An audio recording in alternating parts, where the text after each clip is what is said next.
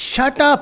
امریکی صدر کی طرف سے غلط بیانی کہہ کر سوال پوچھنا توہین آمیز ہے۔ صدر ٹرمپ باتوں کو بڑھا چڑھا کر پیش نہیں کرتے، جو کہنا تھا کہہ دیا۔ ناظرین، یہ ہے وہ ڈانٹ جو بھارتی صحافی کو صدر ڈونلڈ ٹرمپ کے مشیر معاشی امور لیری کولڈو نے پلائی۔ انہوں نے سوال کو انتہائی نامناسب قرار دیا کہ بھارتی وزیر اعظم نے کشمیر پہ ثالثی کی درخواست نہیں کی۔ ناظرین، بھارتی حکومت کی حالت اس وقت زخم خوردہ سانپ والی ہو چکی ہے۔ پینٹاگان میں پاکستانی آرمی چیف کو 21 توپوں کی سلامی اور خصوصی پروٹوکول نے RSS کے بھاجپائی کنبے کی نیندیں حرام کر دی ہیں۔ افغان امن عمل اور علاقائی امور پر پینٹاگان نے پاکستانی فوج کے کردار کو سراہتے ہوئے پاکستان کی اہمیت کو تسلیم کیا، اور 70 سال میں پہلی مرتبہ موقع آیا کہ امریکی ایوان نمائندگان میں پاکستانی وزیر اعظم اور حکومت کے کردار کو سراہتے ہوئے اعتراف کیا گیا کہ وزیر اعظم عمران خان بہادر،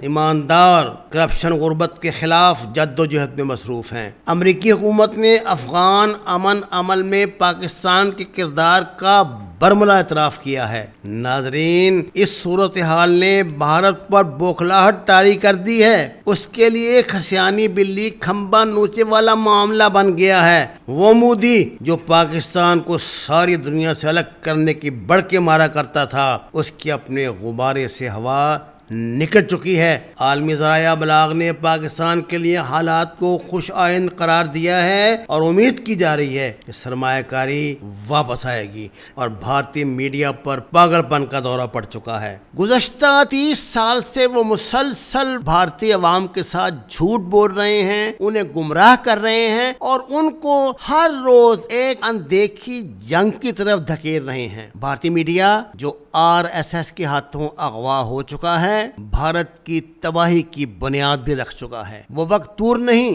جب بھارتی میڈیا کے ہاتھوں پریشان بھارتی عوام ایک روز ان میڈیا ہاؤسز پہ حملے کریں گے، اور اس کے بعد کی صورتحال بھارت کے لیے بہت پریشان کن ہوگی۔ یہ جھوٹا اور صحافتی اقدار کو بے معنی کر دینے والا میڈیا ہے۔